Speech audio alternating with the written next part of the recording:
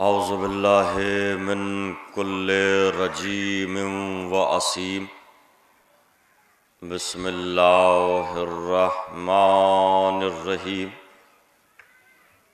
الحمد للہ رب العالمین والصلاة والسلام لسیدتنا و مولاتنا فاطمہ و ابیہا و بعلہا و بنیہا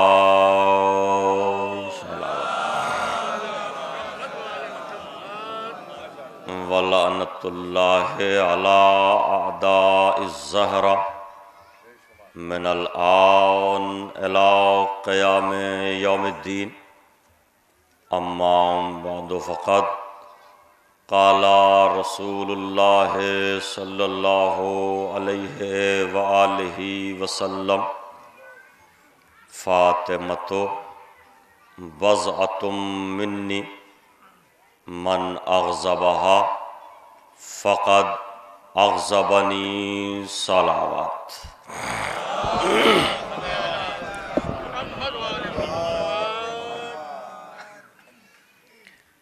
سامعین گرامی منزلت اور حاضرین بزم معرفت،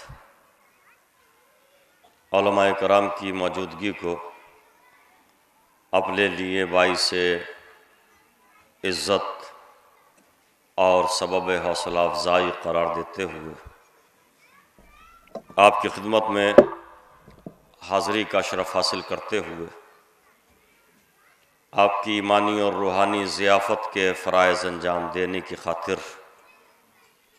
سرور کونین ہادی اکبر مرسل اعظم جان کائنات روح دو عالم معلم لوح محفوظ شناسائے رموز احدیت ماخذ ممکنات مصدر ممکنات حضرت احمد مجتبی محمد مصطفیٰ صلی اللہ علیہ وآلہ وسلم کے چند گرامی کلمات کی تلاوت کرنے کی عزت، سعادت اور شرف حاصل کیا ہے، اس یقین کے ساتھ کہ ایک زمانے کے بعد، ایک طویل غیر حاضری کے بعد آج آپ کی خدمت میں حاضری کا شرف حاصل ہوا ہے، اور رات کے اس پہر بھی آپ کی سماعتیں بیدار ہیں، آپ کا جذبہ بیدار ہے، اور آپ ذکر اہل بیت طاہرین علیہم السلام سننے کے لیے آمادہ ہیں، اور میں بھی طویل مسافت کے بعد آپ کی خدمت میں حاضر ہوا ہوں، لہٰذا یہ وعدہ کرتا ہوں کہ جو کچھ عطا ہوگا اس کے ادا کرنے میں کوئی بخل نہیں کروں گا۔ ہمارے مانگنے کی اداؤں میں کمی ہے، سخی کے عطا کرنے میں کوئی کمی نہیں۔ ہمیں مانگنے کے آداب نہیں آتے، ورنہ جن کے ہاتھوں پر سنگریزوں کو زبان مل جائے، جن کے دروازے پر قوت گویائی ملتی ہو، فصاحت، بلاغت، صداقت، یہ فصاحتوں کی آبرو ہیں، بلاغتوں کی جستجو ہیں، طہارتوں کی معراج ہیں، یہ وہ ہیں۔ ایک جملہ آغاز گفتگو ہی میں آیا ہے تو جملہ روکوں گا نہیں، یہ 14 معصومین علیہم السلام وہ ہیں جو غرور توحید ہیں۔ اللہ اکبر، اللہ اکبر۔ کبریائی کسی کو زیب نہیں دیتی، تکبر کسی کے لیے نہیں ہے، تکبر صرف اس کے لیے ہے جس نے محمد و آل محمد کو پیدا کیا۔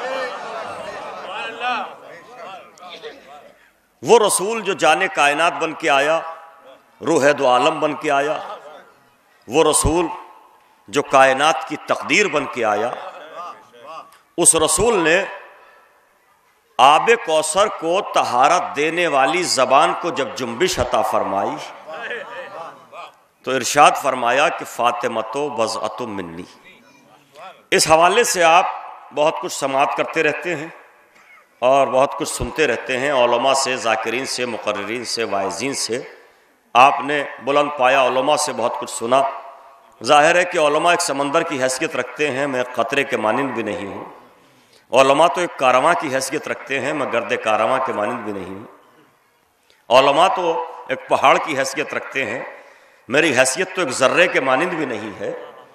مگر یاد رہے کہ آیا ان کے منبر پر ہوں جہاں آنے کے بعد خاک بھی خاک نہیں رہتی۔ آپ نے بہت کچھ سماعت کیا، بہت کچھ سنا ہے۔ آج تک اس حدیث کا جو ترجمہ آپ نے سنا، میں اس ترجمے کو خدا نخواستہ کوئی غلط ثابت نہیں کروں گا۔ اپنی اپنی معرفت ہے، اپنا اپنا علم ہے، اپنی اپنی تحقیق ہے، اپنی اپنی فکر ہے، اپنی اپنی تقدیر ہے، اپنی اپنی قسمت ہے۔ کون کیسے مانگتا ہے اور کس کو کیسے عطا ہوتا ہے۔ کوئی فطرس بن کے مانگے تو فکر کے بالوں پر عطا ہو جاتے ہیں، کوئی مانگے تو صحیح۔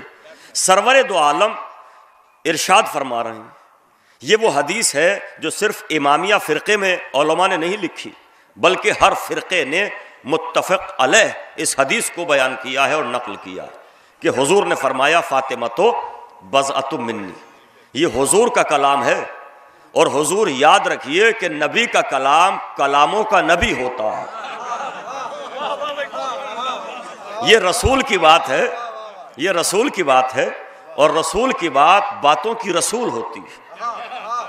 پیغمبر کا کلام کلاموں کا پیغمبر ہوتا ہے۔ کلام الامام امام الکلام، امام کا کلام کلاموں کا پیشوا ہوتا ہے، رہبر ہوتا ہے۔ تو ایک بات یہیں سے آغاز ہی میں کہہ دوں، جب نبی کا کلام تمہارے کلام جیسا نہیں، جب نبی کا کلام حدیث کہلاتا ہے، نبی کی بات حدیث کہلاتی ہے، جب نبی کی بات تمہاری بات کے برابر نہیں، تو تمہاری ذات نبی کی ذات کے برابر کیسے ہو جائے؟ تو یہ نبی کا کلام ہے سرکار، اور نبی کے کلام کا اعجاز آغاز ہی میں علماء سے خصوصی توجہ کا طالب ہوں اور خصوصی التفات چاہیے یہ بات کہنے کے لیے۔ معصوم کے کلام کا اعجاز یہ ہوتا ہے، معصوم کے کلام کا ثمرہ یہ ہوتا ہے، معصوم کے کلام کا معجزہ یہ ہوتا ہے کہ معصوم کے کلام سے تفقہ ہوتا ہے، تفقہ پیدا ہوتا ہے، تفقہ پیدا ہوتا ہے۔ الفقہ فی اللغت الفہم، فقہ کے معنی لغت میں سمجھنے کے ہیں۔ شیعت سمجھداری کا نام ہے، نہ سمجھی کا نام شیعت نہیں ہے۔ بہلول دانا کی قسم، دیوانگی کا نام شیعت نہیں ہے، فرزانگی کا نام شیعت ہے، فرزانگی کا نام شیعت ہے۔ تو اب یہاں سے ایک بات اور آگے بڑھائیے، اور وہ یہ کہ معصوم کے کلام کا اعجاز یہ ہوتا ہے، معصوم کے کلام کا ثمرہ یہ ہوتا ہے کہ اس سے تفقہ پیدا ہوتا ہے۔ فقہ کے معنی سمجھنا، الفقہ فی اللغت الفہم، فقہ کے معنی سمجھنا، اسی سے فقیہ بنایا گیا، اسی سے باب تفاعل میں لے گئے تو تفقہ بنا۔ لفظ ایک ہی ہے، قبیلہ ایک ہی ہے، شجرہ ایک ہی ہے، موقع اور محل کی مناسبت سے لفظ بدلتے گئے، مگر فقہ، تفقہ، فقیہ ابھی کہہ کے گیا ہوں، جو معصوم کا کلام سمجھے اسی کو فقیہ کہا جاتا ہے۔ اللہ اکبر۔ یہ فقہا اس لیے واجب التعظیم ہے کہ معصوم کا کلام سمجھ کے ہم تک پہنچاتے ہیں، اسی لیے تو واجب التعظیم ہے، اسی لیے تو واجب الاحترام ہے۔ تو معصوم کے کلام کا اعجاز یہ ہوتا ہے، ثمرہ یہ ہوتا ہے کہ اس سے تفقہ پیدا ہوتا ہے، سوچنے سمجھنے کی صلاحیت پیدا ہوتی ہے۔ اور یہ بات اپنی طرف سے نہیں کہہ رہا ہوں سرکار، قرآنی نص موجود ہے۔ وہ اللہ کا نبی جسے کلیم اللہ کا لقب ملا، جو اللہ سے باتیں کرتا ہے، اس نبی نے، اللہ کے پیغمبر نے کہا رب اشرح لی صدری ویسر لی امری واحلل عقدۃ من لسانی یفقہوا قولی۔ اے میرے پروردگار، میرے سینے کو گنجینہ علم بنا دے، میرے سینے کو کشادہ کر دے، شرح صدر فرما، زبان کی گرہوں کو کھول دے، یفقہوا قولی، تاکہ میرے کلام سے لوگ تفقہ حاصل کر سکیں۔ یعنی قرآن نے یہ پیغام دیا کہ معصوم کا کلام تمہارے کلام کی طرح نہیں ہوتا، اب جملہ بدلیے، یہ منطوق تھا، علم اصول فقہ کی اصطلاح میں بولوں تو یہ منطوق ہے، اب اس کا مفہوم نکالیے۔ جس کلام میں تفقہ نہ پائی جائے وہ عام بشر کا کلام ہوگا، معصوم کا کلام نہیں ہوگا، نبی کا کلام نہیں ہوگا، رہبر کا کلام نہیں ہوگا، اللہ کے نمائندے کا کلام نہیں ہوگا۔ اللہ کے نمائندے کا کلام وہ ہوگا جس میں تموج خیز سمندر پائے جاتے ہوں گے، جس کا ایک ایک لفظ تموج خیز سمندروں کو اپنے دامن میں لیے ہوئے ہوتا ہے، وہ نبی کا کلام ہوتا ہے، امام کا کلام ہوتا ہے۔ اب نبی نے ارشاد فرمایا فاطمہ تو بضعۃ منی، میں نے زمین سماعت کو ہموار کیا ہے، اس لیے کہ ہر کاشتکار، ہر زمیندار، ہر کھیتی کرنے والا پہلے زمینوں کو آمادہ کرتا ہے، کاشت کے قابل بناتا ہے، اور جب زمینیں ہموار ہو جائیں، آمادہ ہو جائیں تو اس میں تخم ریزی کی جاتی ہے۔ میں نے بھی زمین سماعت کو آمادہ کیا ہے تاکہ زمین سماعت آمادہ ہو جائے اور میں معرفت کے چند بیج زمین سماعت کے حوالے کر سکوں۔ اور میں یہ بھی جانتا ہوں کہ زمین کی زندگی یہ ہے، زمین کی امانت داری یہ ہے کہ ایک دانہ اس کے سینے میں اتارا جائے، ایک دانے کو ایک دانہ نہیں 700 دانے بنا کے پیش کرے۔ اب مجھے آپ کی سماعتوں پر غرور ہونے کی حد تک یقین ہو چلا، اس لیے میں تمہید کا دامن چھوڑ کر براہ راست آپ کی خدمت میں حاضر ہوتا ہوں۔ پیغمبر نے فرمایا فاطمہ میری بضعت کا نام ہے۔ آج تک اس حدیث کا ترجمہ جو ہوتا ہے وہ یہی کہ فاطمہ میرا ٹکڑا، فاطمہ میرا جز، فاطمہ میرا حصہ، فاطمہ میرا پارٹ، یہی ترجمہ ہوتا ہے۔ میں کسی ترجمے کو غلط ثابت کرنے کے لیے نہیں آیا، مگر مجھے اتنی اجازت تو دو کہ تحقیق کے دروازے کھلے ہوئے ہیں، فکر کے دروازے کھلے ہوئے ہیں۔ ہمارے یہاں تو تحقیق کے دروازے کھلے رہتے ہیں، شیعت تحقیق کے دروازے کھولنے کا نام ہے، دروازے بند کرنے کا نام نہیں ہے۔ ارے تحقیق کے دروازے ان کے بند ہو جائیں جن کا امامت کا دروازہ بند ہو گیا ہو۔ ہمارے تو تحقیق کے دروازے کھلے ہوئے ہیں، ہمارے یہاں فکر کے دروازے کھلے ہوئے ہیں، اور قرآن کی سب سے بڑی دعوت فکر ہے۔ افلا یتفکرون افلا یتدبرون افلا تعقلون۔ اللہ شکایت کرتا ہے تدبر کیوں نہیں کرتے ہو، گہرائی سے کیوں نہیں سوچتے ہو، تفکر کیوں نہیں کرتے ہو، فکر کی وادی میں کیوں نہیں آتے ہو، عقل سے کام کیوں نہیں لیتے ہو۔ تو قرآن تو جھنجھوڑ کے آپ کو محقق بنانا چاہتا ہے، مفکر بنانا چاہتا ہے۔ اسلام آپ کو روا روی کا مسلمان نہیں دیکھنا چاہتا، اسلام آپ کو محقق دیکھنا چاہتا ہے، اسلام آپ کو مفکر دیکھنا چاہتا ہے۔ آپ ہر وقت محقق ہوں، مفکر ہوں، مبلغ ہوں، دانشور ہوں، عالم ہوں، شاعر ہوں، ادیب ہوں، صحافی ہوں، آپ ایک اعلیٰ پیمانے کے انسان ہوں، اس لیے کہ جس کا تعلق آل محمد کے دروازے سے ہو جاتا ہے وہ اعلیٰ پیمانے کا انسان ہی ہوتا ہے۔ کچھ لوگ میں نے اس بھرے سنسار میں دیکھا ہے کہ کچھ لوگ بڑے فنکار تو ہو جاتے ہیں، بڑے انسان کبھی نہیں بن پاتے۔ اللہ اکبر۔ میں نے بہت دور تک کے لیے ایک جملہ کہا ہے تاکہ دیر تک جملہ یاد رہا جا سکے۔ دور تک دیکھنا اور ہے، دیر تک دیکھنا اور ہے۔ تو تحقیق کے دروازے کھلے ہوئے ہیں۔ اب اس حدیث کا جو ترجمہ ہوتا ہے کلام پیغمبر کا ترجمہ ہوتا ہے۔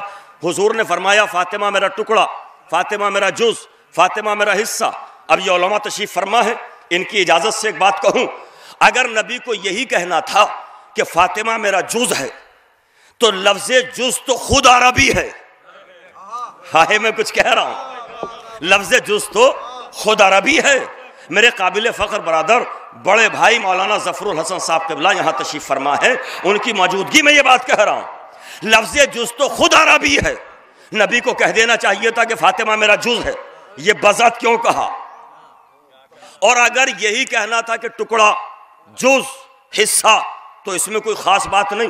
ہر بیٹی اپنے باپ کا جز ہوتی ہے، ہر بیٹی اپنے باپ کا ٹکڑا ہوتی ہے، ہر بیٹی اپنے باپ کا حصہ ہوتی ہے۔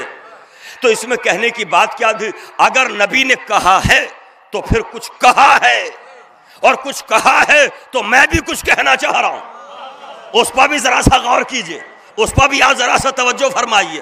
نبی نے فرمایا فاطمہ میری بضعت کا نام ہے۔ اب میں تمہید ختم کر چکا، اب معنی آپ کے حوالے کیے دیتا ہوں، مرضی آپ کی ہے، چاہے جیسے سنیے گا، مگر جلال پور کا زندہ سماعت مجمع میرے سامنے ہے، زندہ ضمیر مجمع میرے سامنے ہے، شجروں کے پاک حوالے میرے سامنے تشریف فرما ہے، کیا کہنا، بڑا خوبصورت مجمع میرے سامنے سجا ہوا ہے۔ دیکھیے نبی نے کہا فاطمہ میری بضعت کا نام ہے، تو اگر جز ہی معنی ہے، ٹکڑا ہی معنی ہے، تو بضعت کیوں کہا؟ ادیبوں سے پوچھو، عربی لٹریچر اٹھاؤ، عربی لغتیں اٹھاؤ، عربی لٹریچر کو پڑھو، عربی شعراء کو پڑھو، ابھی عربی نثر نگاروں کو پڑھو، نہیں، عربی چھوڑیے، اردو ادیبوں کو پڑھیے۔ تو اردو ادیبوں نے لکھا کہ میں اپنی کم مائگی علم اور بے بضاعتی کے باوجود، یہ لفظ اردو زبان میں بھی استعمال ہوتا ہے۔ میں نے عربی کا حوالہ دیا، عربی لٹریچر کی بات کی، مجھے اردو ہی میں یہ لفظ مل گیا، ادیبوں نے یہ لفظ استعمال کیا، میں اپنی کمائی کی علم اور بے بضاعتی کے باوجود قلم اٹھانے پر مجبور ہو گئے۔ اس طرح کے جملے بولے جاتے ہیں۔ تو بضاعت، بضاعت، بے زواد عین تے، اس کا ترجمہ آج تک یہ ہوتا ہے کہ فاطمہ میرا ٹکڑا ہے، جز ہے، حصہ ہے۔ مجھے اس سے انکار نہیں کہ بضعت کے معنی ٹکڑا ہیں، مگر صرف ٹکڑا ہی نہیں، جز ہیں مگر صرف جز ہی نہیں، حصہ ہیں مگر صرف حصہ نہیں، پارٹ ہیں مگر صرف پارٹ ہی نہیں، کچھ اور معنی ہے۔ بے زاد عین تے، بضعت کے معنی اگر جاگ رہے ہو پیچھے تک بیٹھنے والے نوجوانوں، تو میں آپ کے لہو کی طہارت کے نام کر دوں کہ بضعت کے معنی کیا ہوتے ہیں۔ بضعت کے معنی دولت، سرمایہ، ذخیرہ، جمع پونجی۔ ہائے قسم خدا کی میں پورا ترجمہ کر چکا، آپ کی سماعتیں اس ترجمے کی ترجمانی کر لیں تو مجھ پر احسان ہوگا۔ اس ترجمے کی ترجمانی بھی کرتے چلے آئیے ساتھ میں۔ نبی نے فرمایا فاطمہ میری بضعت کا نام ہے۔ بضعت کے معنی ٹکڑا، جز، حصہ، پارٹ نہیں، بضعت کے معنی دولت، سرمایہ، ذخیرہ، جمع پونجی۔ تو اب لفظ ایسے بدلیے، ترجمہ ایسے کیجئے کہ جو نبوت کی دولت ہو اسے فاطمہ کہتے ہیں، جو رسالت کا سرمایہ ہو اسے سیدہ کہتے ہیں،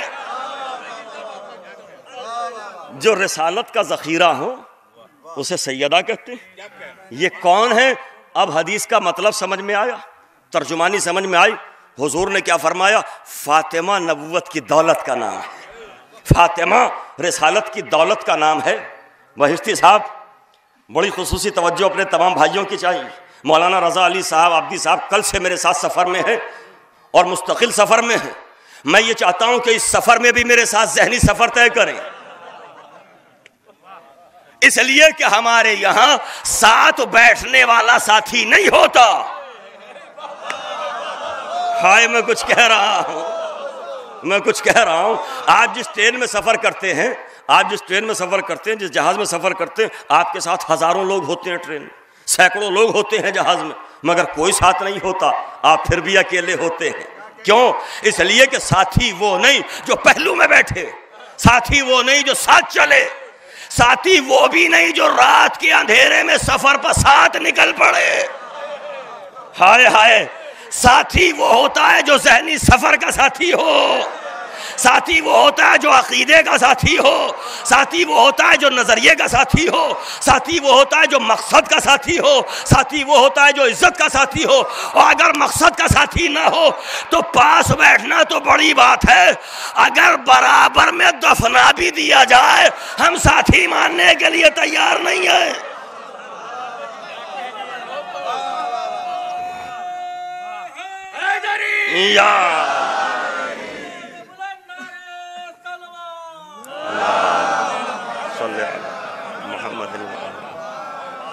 میں نے ترجمہ کیا پیش کیا؟ نوجوانوں بات پہنچی، پیچھے محلے والوں بات پہنچی۔ حضور نے فرمایا فاطمہ میری بضعت کا نام ہے، یعنی پیغمبر نے فرمایا نبوت کی دولت ہے سیدہ، رسالت کا سرمایہ ہے سیدہ۔ اللہ اکبر، قسم خدا کی میں تو اس سے ایک قدم آگے بڑھ کر جوش عقیدت اور حقیقت میں ڈوب کر ایک جملہ اور کہنا چاہ رہا ہوں۔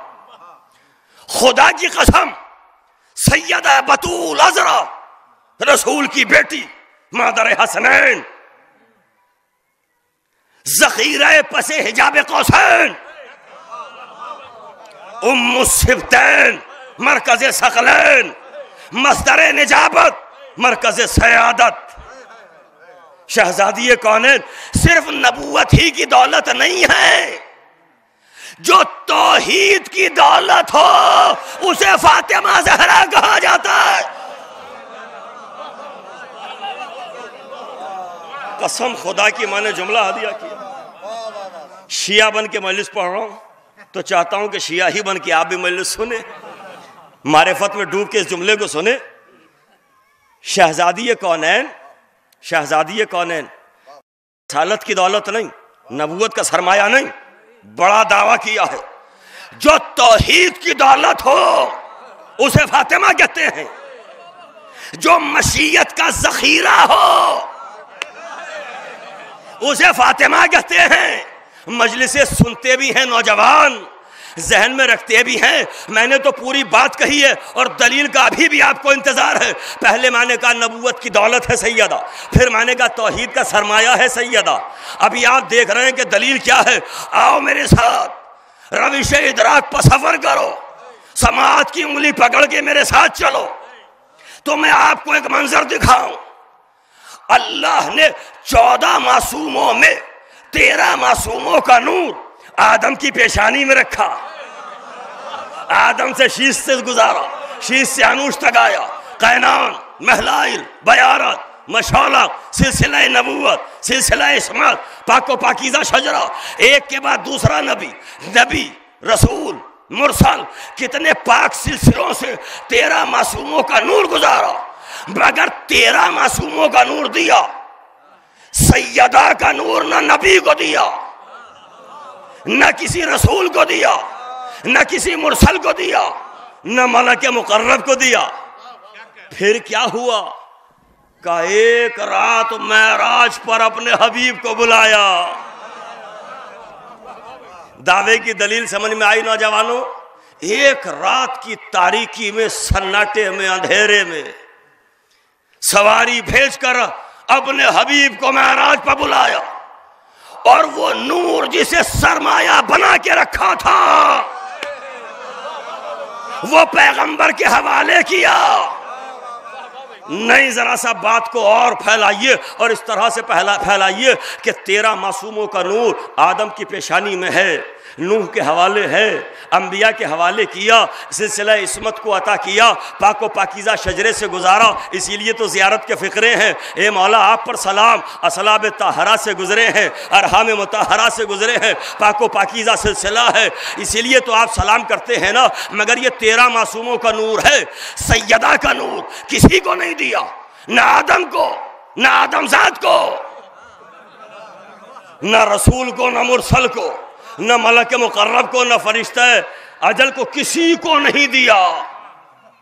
مجھے جملہ کہنے دیجئے، جبریل کو قرآن لانے کی اجازت ہے، نور فاطمہ لانے کی اجازت نہیں ہے۔ بہت شکر گزار ہوں سرکار۔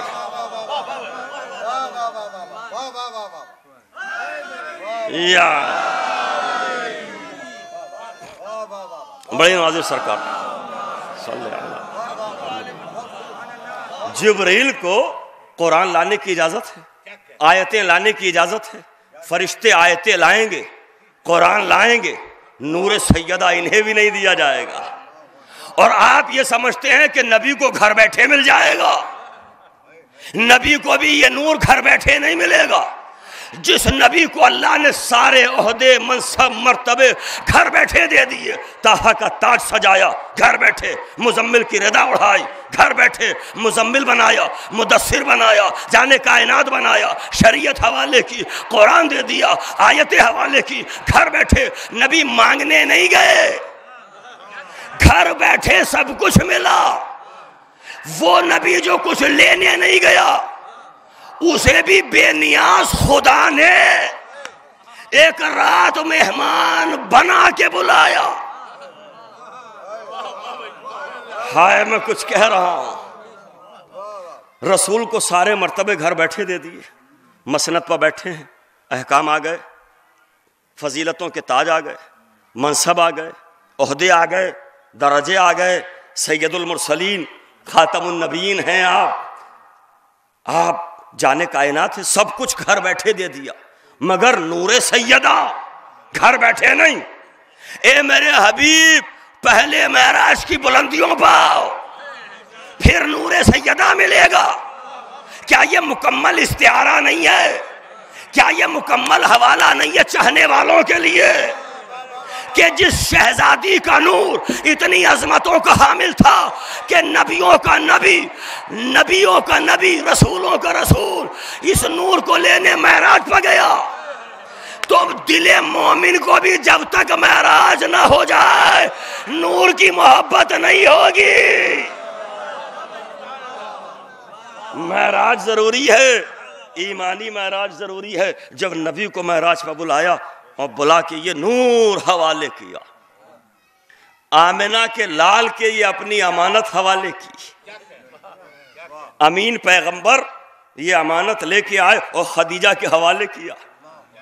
اب یہاں شہزادی کی والدہ گرامی کا مرتبہ بھی سمجھیے کہ کتنا عظیم مرتبہ ہے۔ جس شہزادی کا نور نبیوں کو نہ دیا گیا، فرشتوں کو نہ دیا گیا، اس شہزادی کا نور خدیجۃ الکبریٰ کو دے دیا گیا۔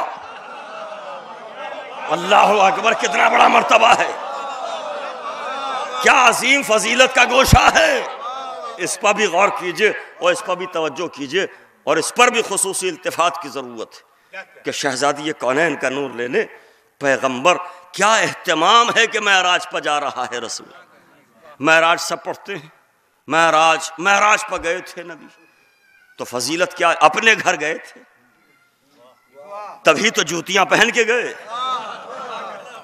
آپ اپنے گھر روز جاتے ہیں، میں اپنے گھر روز جاتا ہوں، اس میں شرف کیا ہے، فضیلت کیا ہے؟ روح معراج بتاؤ کہ کیا ہے، تبرک معراج بتاؤ کہ کیا ہے، حاصل معراج بتاؤ کہ کیا ہے۔ معراج پہ گئے، نور سیدہ لے کے آئے، جسے اللہ نے اپنی توحید کے پردوں میں سرمایہ بنا کے رکھا تھا، دولت بنا کے رکھا تھا، ذخیرہ بنا کے رکھا تھا، اپنی جمع پونجی کی شکل میں رکھا تھا۔ وہ قادر مطلق پیغمبر، وہ قادر مطلق اللہ، پیغمبر کا خالق، وہ حاکم علی الاطلاق، وہ علی کل شیء قدیر، وہ جس کی ذات کو چھو کر نہیں گزرا، اس نے بھی شہزادی کے لیے پیغمبر کو پہلے معراج پہ بلایا۔ اچھا یہ کوئی معمولی نبی نہیں، اول تو نبی کوئی معمولی نہیں ہوتا، معمولی وہ ہے جو نبی کو معمولی سمجھے، معمولی وہ ہے جو نبی کو معمولی سمجھے۔ اس بات کا خیال رکھا جائے کہ مجلسوں میں منبر سے جب کبھی ہم اہل بیت علیہم السلام کے فضیلتیں پڑھیں اور ان کے فضائل پڑھیں تو خبردار کوئی جملہ ایسا نہ ہو کہ نبوت کی توہین ہو جائے، رسالت کی توہین ہو جائے۔ جناب فضہ کے فضائل پڑھنے میں حضرت مریم کی توہین نہ ہو جائے، اس بات کا بھی خیال رکھا جائے، اس چیز کا بھی دھیان رکھنا ضروری ہے۔ تو یہ رسول جو کائنات کی تقدیر بن کے آیا، وہ رسول جس کی جنبش لب کو اللہ نے شریعت بنا دیا، وہ رسول گھر بیٹھے شریعت آ رہی ہے، احکام آ رہے ہیں، آیتیں آ رہی ہیں، پورا دین آ گیا گھر بیٹھے، مگر شہزادی گھر بیٹھے نہیں۔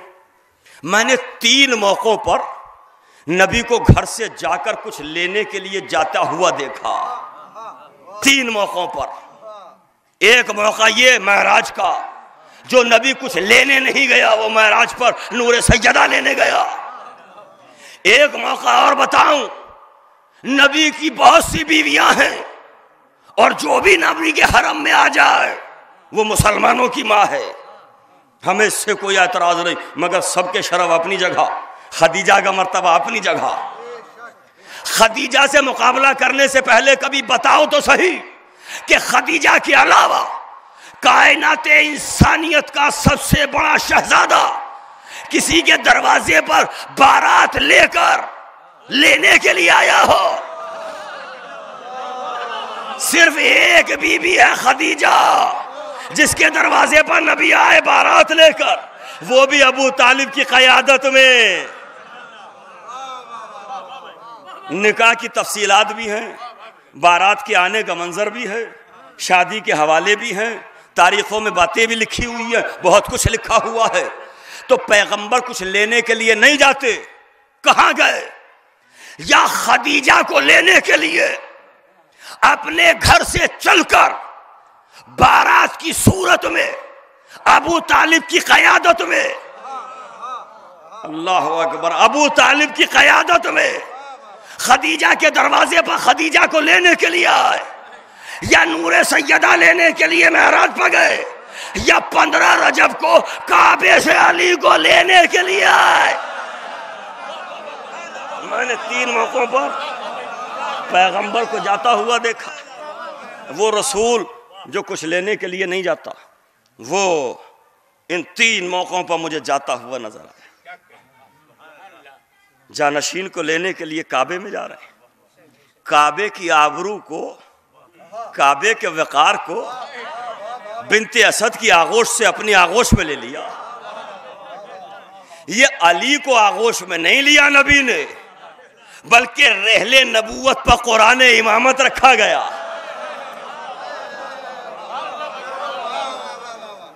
ظاہر ہے کہ شعراء کرام تشریف فرمایا، ادیبوں کا مجمع ہے، میں تو ایک طالب علم ہوں۔ 3 موقعوں پر میں نے جاتا ہوا دیکھا۔ نور سیدہ لینے کے لیے وہ رسول جا رہا ہے، جس رسول کے نقش قدم ڈھونڈتے ڈھونڈتے عیسیٰ چرخ چہارم پر جا بسے، جس نبی کے نقش قدم ڈھونڈتے ڈھونڈتے ابن مریم چرخ چہارم پر پہنچ گئے، وہ کائنات کا عظیم رسول خدیجہ کے دروازے پر 3 موقعوں پر میں نے آتا ہوا دیکھا۔ تو یہ جو شہزادی کا نور اللہ نے پیغمبر کو اہتمام کے ساتھ بلا کے دیا، یہ اس لیے دیا چونکہ یہ توحید کا سرمایہ ہے، یہ مشیت کا سرمایہ ہے۔ جو سرمایہ ہوتا ہے اسے بہت چھپا کے رکھا جاتا ہے، جو دولت ہوتی ہے اسے اہتمام کے ساتھ رکھا جاتا ہے۔ اللہ نے اتنے اہتمام کے ساتھ رکھا کہ کسی نبی کو یہ نور نہیں دیا، پیغمبر کو بھی معراج پر بلایا، پھر یہ نور دیا۔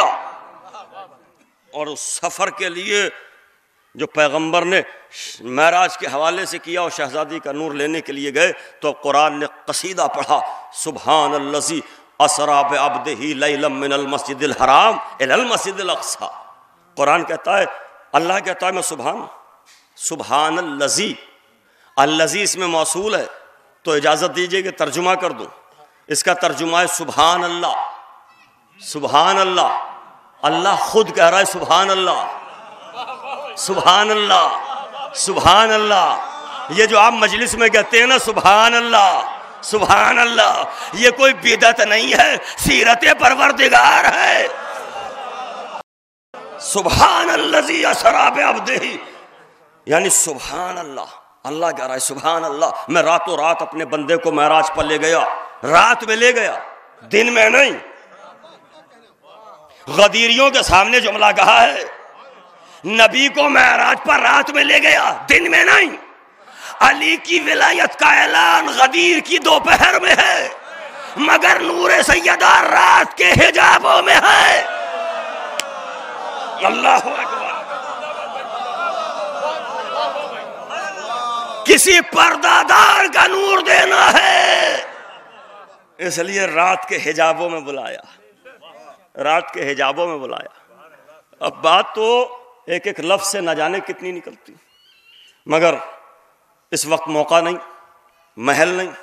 ہر بات کا ایک موقع ہوتا ہے، ہر بات کہنے کا ایک موقع ہونا چاہیے، اور موقع پرستی کا نام خطابت نہیں ہوتا، موقع شناسی کا نام خطابت ہوتا ہے۔ کچھ لوگ حماقت کو خطابت سمجھتے ہیں۔ اب قافیے میں بات بول رہا ہوں تو قافیے ہی میں کہہ دوں، حماقت خطابت نہیں، لطافت خطابت ہے۔ مزاج کا لطیف ہونا، زبان کا لطیف ہونا، سماعت کا لطیف ہونا ہے، خطابت سے تعبیر کیا جاتا ہے۔ چیختے چٹکتے لہجوں کو کچھ لوگ خطابت سے تعبیر کر رہے ہیں۔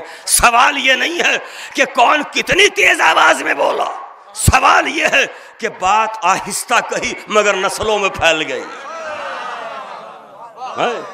بات آہستہ کہی مگر دانشوروں کے دلوں میں جگہ لے گئی۔ تو پیغمبر سے اللہ کہہ رہا ہے کہ سبحان الذی اسریٰ بعبدہ، اللہ سبحان ہے، راتوں رات معراج پر لے گیا اپنے بندے کو۔ اب وہ اللہ جس کے چھوٹے سے بچے سے پوچھئے کتنے نام ہیں، کا اسم ذات ایک ہے اللہ، اور صفاتی نام بہت سے ہیں، 99 اسماء گرامی لوگ کہتے ہیں 99 اسماء۔ میں کہتا ہوں 99 تو بچوں کو یاد کرانے کے لیے ہیں، کبھی جوشن کبیر پڑھ کے دیکھو۔ یہ جملہ ہنسنے کے لیے نہیں ہے، یہ جملہ اس لیے بھی ابھی ماہ شعبان ہے، شعبان کے بعد رمضان آئے گا، رمضان میں خوب جوشن کبیر بھی پڑھی جاتی ہے، جوشن صغیر بھی پڑھی جاتی ہے، جوشن کبیر کو پڑھو، جوشن صغیر کو پڑھو، تو کتنے نام ہیں۔ پھر قرآن میں آیت ہے وَلَهُ الْأَسْمَاءُ الْحُسْنَى، جتنے خوبصورت نام ہیں وہ سب اس کے لیے ہیں۔ میں تو اس نتیجے پر پہنچا کہ ان 14 نے اسے جس نام سے پکار لیا وہی نام اس کا ہو گیا۔ اتنے نام ہیں، اتنے نام ہیں۔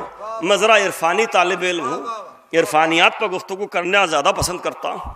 تحقیق کی وادی سے گزریے، یہ اتنے نام جس اللہ کے ہیں، وہ کہہ سکتا تھا قدوس ہوں میں، راتوں رات لے گیا، قہار ہوں میں، رحیم ہوں میں، کریم ہوں میں، قادر مطلق ہوں، لا یدرک الصفات ہوں، قدیم بالذات ہوں، خالق امکان و اکوان ہوں، کچھ بھی کہہ سکتا تھا نا۔ قدوس ہے وہ ذات جو راتوں رات لے گئی۔ کیا قباحت تھی جملے، اسلوب بیان عربی داں حضرات سے پوچھئے اس میں کیا قباحت تھی۔ یہ لفظ سبحان ہی کیوں استعمال کیا، یہ لفظ سبحان ہی کیوں ہے کہ سبحان الذی اسریٰ بعبدہ، لفظ سبحان کیوں؟ میں کہنا یہ چاہ رہا ہوں کہ جب اللہ نے معراج کا حوالہ قرآن میں رکھا تو اپنے آپ کو قدوس نہیں کہا بلکہ سبحان کہا، رحمان و رحیم نہیں کہا، سبحان کہا۔ یہ سبحان کیوں کہا؟ چونکہ معراج کی بات ہے، معراج عروج، ادھر سے ادھر، پستی سے بلندی، یہ ہے معراج۔ اس کا تعلق بھی کہیں نہ کہیں شہزادی کونین سے ہے، اگر اس کی گہرائی میں آپ پہنچیں۔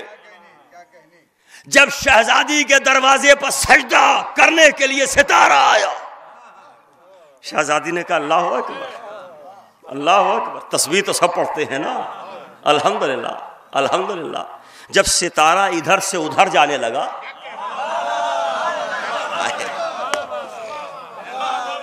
جب ستارہ ادھر سے ادھر جانے لگا تو شہزادی نے کیا کہا؟ سبحان اللہ سبحان اللہ سبحان اللہ۔ ادھر سے ادھر لفظ کیا آیا؟ سبحان اللہ۔ اور بات کو مکمل کر دوں، نقد گواہی دے دوں آپ کے سامنے، جب کوئی بندہ مومن مجلس میں بیٹھ کر اپنے ایمان میں بلندی محسوس کرتا ہے، ایمان میں معراج محسوس کرتا ہے، تو زور سے کہتا ہے سبحان اللہ سبحان اللہ سبحان اللہ سبحان اللہ۔ یعنی شہزادی کی تسبیح نے بتایا کہ لفظ سبحان معراج کا استعارہ ہے، ایمان کی بلندی کا حوالہ ہے۔ اللہ اکبر اللہ اکبر۔ جگائیے ذرا ذہنوں کو، جگائیے، خدا کے لیے جگائیے۔ اب اللہ معراج پر جب اپنے نبی کو لے گیا تو قرآن میں کہا سبحان الذی اسریٰ بعبدہ، میں سبحان ہوں، سبحان اللہ۔ اللہ بھی کہہ رہا ہے سبحان اللہ، میں معراج پر لے گیا، سبحان اللہ۔ اور قرآن میں اس کو آیت بنا کے رکھا۔ تو مجھے جملہ کہنے کی اجازت دیجئے، یہ قرآن آیت نہیں پڑھ رہا ہے بلکہ معراج کے حوالے سے قرآن تسبیح فاطمہ پڑھ رہا ہے۔ سبحان الذی اسریٰ بعبدہ لیلا من المسجد الحرام الی المسجد الاقصی۔ سبحان ہے وہ ذات، پاک و پاکیزہ ہے، مبرہ ہے، ہر عیب سے پاک ہے وہ ذات جو اپنے بندے کو لے گئی راتوں رات۔ اب رات میں بیٹھ کر مجلس سننے والوں، معراج کا تذکرہ، رات کی آغوش، فرش عزا کی بساط، گوش شنوا رکھتے ہو، چشم بینا رکھتے ہو، اور اس کے باوجود اگر یہ استعارہ سمجھ میں نہ آئے، آپ سے بہتر استعارہ سمجھنے والی قوم اللہ نے زمین پر اتاری ہی نہیں۔ آپ سے بہتر استعارہ سمجھنے والا کوئی ہے ہی نہیں. قسم خدا کی اس فرش عزا کی بلندی کو سمجھو تو صحیح کہ کیا ہے. اس فرش عزا سے ہمیں کیا ملتا ہے. نوجوانوں سے کہہ رہا ہوں, بزرگوں کی خدمت میں جسارت نہیں کر رہا ہوں, بزرگ مجھ سے بہتر جانتے ہیں. نوجوانوں, یہ فرش عزا فرش عزا فرش عزا اسے رسم نہ بناؤ. یہ فرش عزا ہے, یہ فرش عزا ہے, اس کی اہمیت سمجھو. ایک جملے میں اہمیت بتا دوں, یہ فرش عزا کی اہمیت کے لیے ایک جملہ کہہ دوں تو کافی ہوگا. فرش عزا تخت سلیمانی کا آقا ہے جسے فرش عزا کہا جاتا ہے. بساط سلیمانی کا مولا ہے جسے فرش عزا کہا جاتا ہے. نہیں, جب کبھی مجلس میں مومنین کو سلیمان دیکھتے ہوں گے تو عجب نہیں کہتے ہوں اے پروردگار مجھے بساط دی تھی, انہیں فرش عزا جیسی عظیم دولت دے دی. فرش عزا نہیں ہے. جس فرش عزا پہ آپ بیٹھے ہیں یہ فرش عزا نہیں, یہ عرش معلا کا محلہ ہے. اور عرش معلا کے محلے میں بیٹھ کر خاموشی روا نہیں ہوتی. خاموشی روا نہیں ہوتی. عرش معلا کے محلے میں بیٹھو اور خاموشی روا ہو جائے, یہ تو ممکن ہی نہیں. اس لیے کہ ان کے ذکر میں شجرے بولتے ہیں, ان کے ذکر میں خاندان بولتے ہیں, ان کے ذکر میں قبیلے بولتے ہیں, ان کے ذکر میں گونگے بھی بولتے ہیں. خدا کی قسم گونگے بھی بول جاتے ہیں, مگر وہ گونگا جو شجرے کا گونگا ہو وہ نہیں بولتا. جو خاندان کا گونگا ہو وہ کیسے بولے. تو ان کے ذکر میں سب بولتے ہیں. اس پر ذرا سا غور کیا کیجئے. جب ہم لفظ شجرہ استعمال کرتے ہیں تو مراد ایک ہی بات ہوتی ہے, کچھ اور نہیں ہوتی. صرف ایک بات ہوتی ہے, اور وہ یہ کہ آل محمد علیہ السلام کے چاہنے والوں کا خمیر آل محمد کی بچی ہوئی طینت سے بنایا گیا ہے. ہماری شجرے سے مراد یہ ہوتی ہے, ہم فضائل پڑھ کے چہرے دیکھ کے بتاتے ہیں کہ کس کا دل کربلا کی خاک سے بنا ہے. شجرے سے مراد یہ ہوتا ہے, شجرے سے مراد کچھ اور نہیں ہوتا. شجرے سے مراد یہ ہونا چاہیے. اور ہاں, شجرہ ایک حوالہ ہے, ایک استعارہ ہے, ایک کنایہ ہے. مطلب نسل کی طہارت. شجرے کے معنی نسل کی طہارت, نسل کی پاکیزگی. ہمارے یہاں یہ مراد ہوتا ہے جب ہم شجرہ کہتے ہیں. اب وہ چاہے سادات ہوں کہ غیر سادات. شیعوں کے لیے جب معصوم نے کہہ دیا خلق من فاضل طینتنا, ہمارے شیعہ ہمارے بچے ہوئے خمیر سے پیدا کیے گئے. سلمان فارسی سید نہیں تھے مگر کتنا بڑا مرتبہ ہے. ابو ذر غفاری کیا تھے, میثم تمار کیا تھے. انا اکرمکم عند اللہ اتقاکم, اللہ کے نزدیک عزت دار وہ ہے جو متقی ہے, پرہیزگار ہے, صاحب کردار ہے, صاحب ایمان ہے. اور جاؤ, ان باتوں سے کوئی فائدہ نہیں. میں تو صرف ایک کسوٹی رکھتا ہوں, جو حسین کی ماں کی فضیلت میں بول جائے اس کا شجرہ پاک ہے, اس کی نسل طاہر ہے. یہی کسوٹی ہے اور یہی کسوٹی مکمل ہے. یا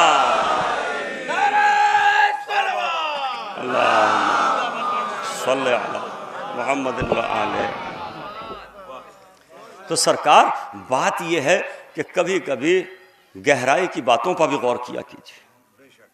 کچھ لوگ وہ ہوتے ہیں جو مجلس دیکھنے کے لیے آتے ہیں, کچھ لوگ وہ ہوتے ہیں جو مجلس سننے کے لیے آتے ہیں.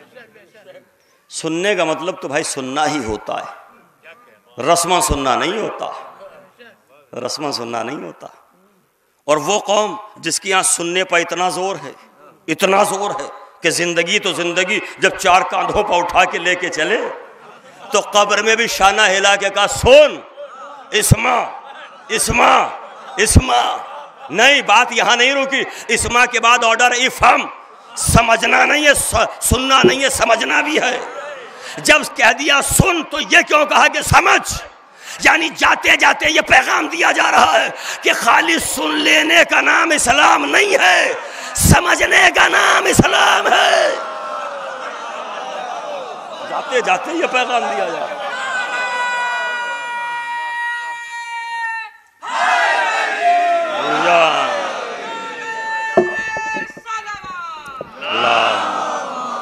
صلی علی محمد اللہ۔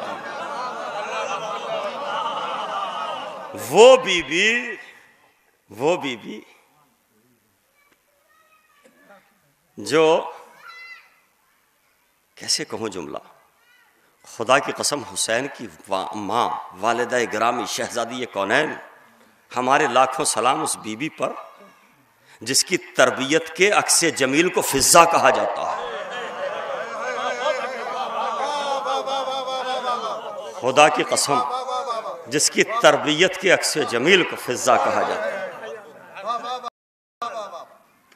جس کی گود کی پالی زینب ہوتی ہے، جس کے شیر کے اثر کو حسین کہا جاتا ہے۔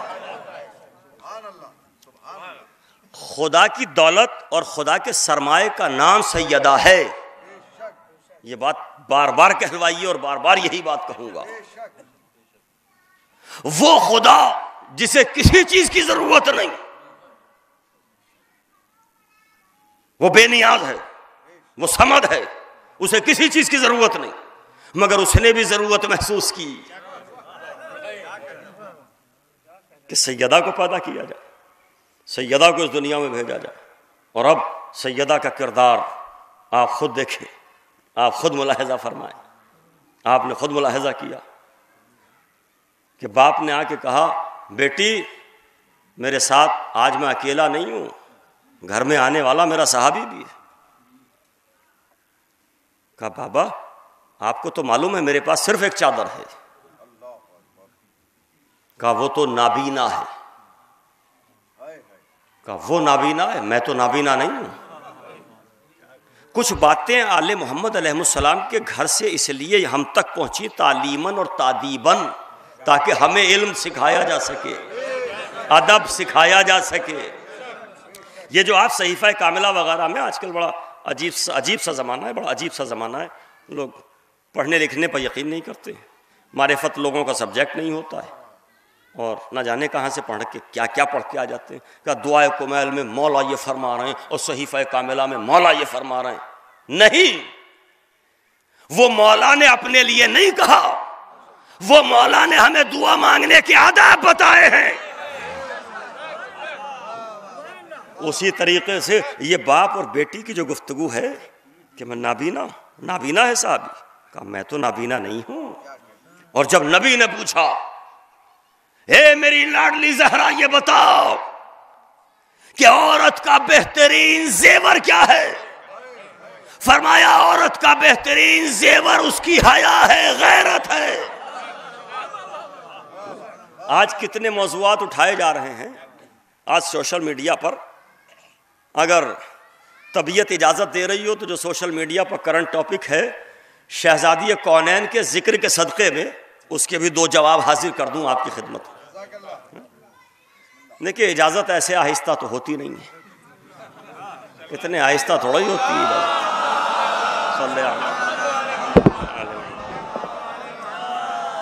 طبلہ یہ خطابت اور سماعت کا حسین امتزاج ہوتا ہے، خدا کی قسم، جہاں مجمع یہ بھی بھول جائے کہ ہمیں صلوات پڑھنا تھی، اور خطیب یہ بھی بھول جائے کہ ہمیں صلوات پڑھوانا تھی۔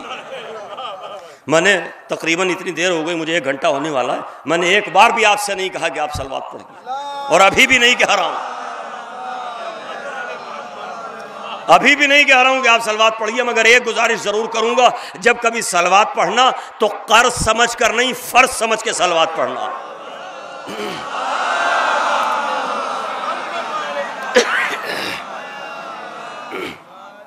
آج سوشل میڈیا پر عجیب باتیں، کرنٹ افیئرز کی باتیں۔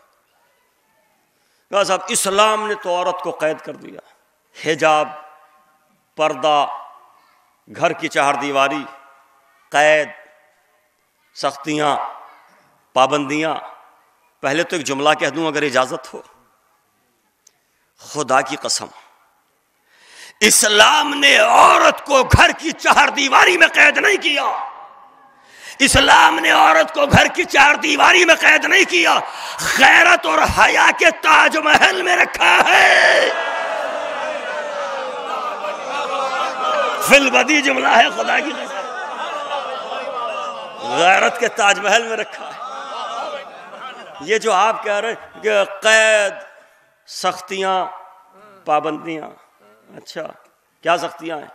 کیا صاحب وہ اپنی مرضی سے جا نہیں سکتی؟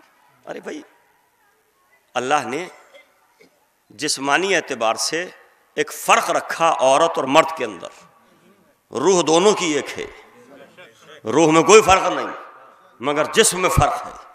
جسم میں فرق ہے تو تقاضوں میں فرق ہے، اور جب تقاضوں میں فرق ہے تو پھر انداز میں فرق ہے۔ عورت کو اور مرد کو اللہ نے دونوں کو پیدا کیا تاکہ دونوں کے حسین امتزاج سے انسانی نسل اور قافلہ اور کاروان بشریت آگے بڑھ سکے، اسی لیے بنایا نا، اسی لیے پیدا کیا۔ دیکھیے ہر انسان کے نہ جانے کتنے رشتے ہوتے ہیں، مگر حسب، نسب، سبب قافیے میں ہے تینوں، ترجمہ بھی قافیے میں، ددھیال، ننیال، سسرال۔ اس تیسرے قافیے پر بہت لوگ ہنستے ہیں، نہ جانے کس کس کی سسرال پہنچ جاتے ہیں لوگ۔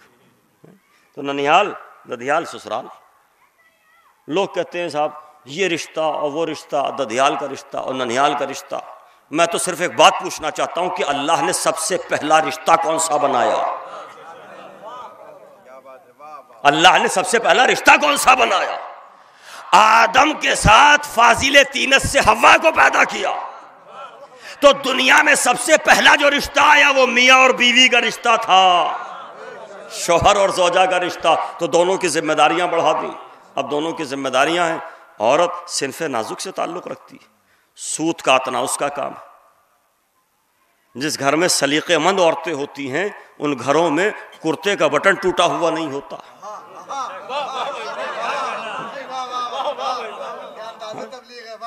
واقعا، اور یہ عورت ہی ہے، یہ بھی یاد رکھیے، یہ عورت ہی ہے جو کرتے کے ٹوٹے ہوئے بٹن سے لے کر مرد کے ٹوٹے ہوئے دل کو جوڑنے کا ہنر رکھتی ہے۔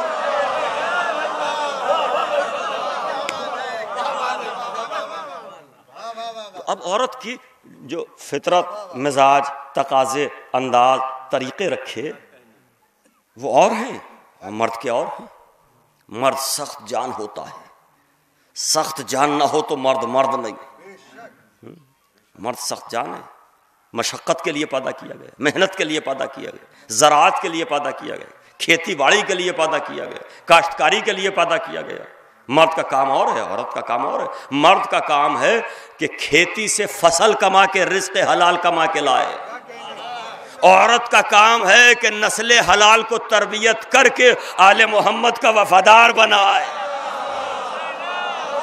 قسم خدا کی ذرا سا توجہ تو کیجئے ان باتوں پر۔ میں بہت تیز تیز بول رہا تھا تو شاید آواز نہیں جا رہی تھی، اب بہت آہستہ بول رہا ہوں تو بڑی تیز آواز جا رہی ہے۔ تو سوال یہ نہیں کہ تیز مجلس پڑھی گئی، سوال یہ ہے کہ تیز سنی گئی مجلس۔ بآواز بلند سننا ضروری ہے۔ تو دونوں کا مزاج آپ دیکھتے جائیے، عورت کی طبیعت، عورت کا مزاج۔ جہاں مرد نے میدان جہاد میں جا کے تیر چلائے اور دشمنوں کے سینے پر حملہ کیا، وہاں جب یہ گھر واپس آیا آزمودہ کار سپاہی، جنگ کر کے واپس آیا، تو عورت نے آنکھوں کے نکلنے والے اشکوں کے تیروں سے اس کا نرم دل اتنا کر دیا اور اتنا سخت دل کو ایسا نرم کر دیا کہ اپنی بات بھی کہہ لی۔ یہ ہنر ہے عورت کا، مگر دونوں کا انداز الگ ہے، دونوں کا طریقہ الگ ہے۔ اب یہ بات کہوں تو 1 گھنٹہ چاہیے بات کہنے کے لیے، میں سمیٹ کے ایک جملہ کہہ رہا ہوں۔ اگر مرد عورتوں کی طرح چلنے لگے تو فطرت انگشت نما ہو جائے۔ اب میں جملہ کہہ دوں، جب مرد کو عورت کی طرح چلنے کا حق نہیں ہے تو عورت کو مردوں کی طرح بازاروں میں آنے کا حق کس نے دے دیا؟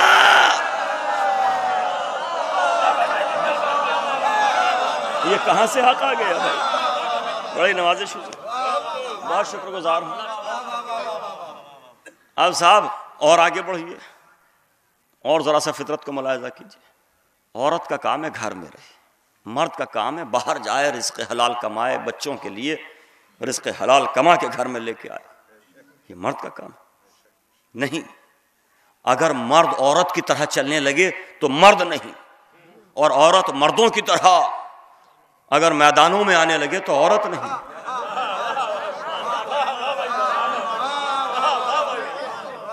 میں نے بہت آہستہ سے جملہ کہہ کے دیکھا ہے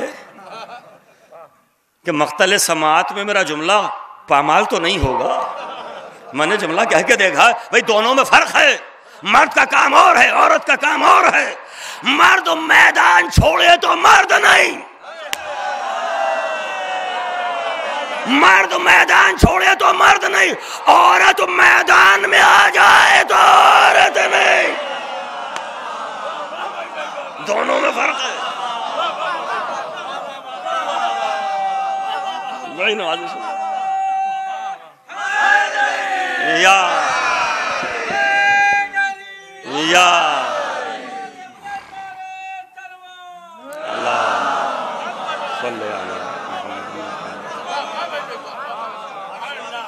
تو دونوں صنفوں کو قدرت نے اپنے اپنے اعتبار سے جو ضرورتیں تھیں اس طریقے سے پیدا کیا. اب لوگ کہتے ہیں صاحب مولانا یہ پردے وردے کی بات، میں تو اس میں بڑی شدت سے کام لیتا ہوں، بلکہ انتہا پسند ہوں. آپ مجھے طالبانی بھی کہہ دیں تو حق بجانب ہوں گے آپ اس موضوع پر. مرد ترقی کرتے ہوئے اچھے لگتے، عورتیں غیرت کے تاج محل میں بیٹھ کے ترقی کرتی ہوئی اچھی لگتی.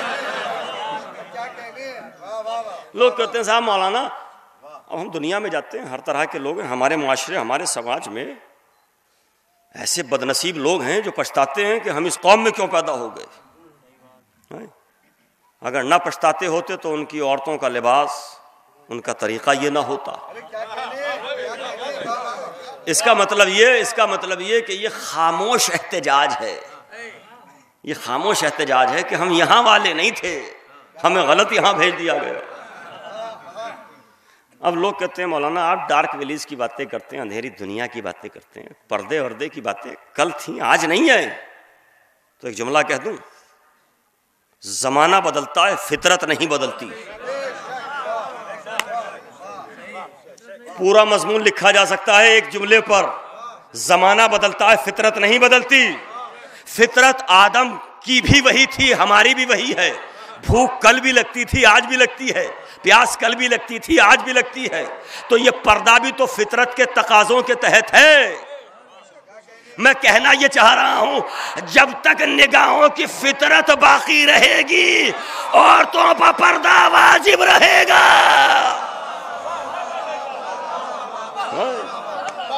فطرت تو نہیں بدلتی نا، فطرت وہی ہے. اسلام دین فطرت ہے سرکار، اسلام دین فطرت.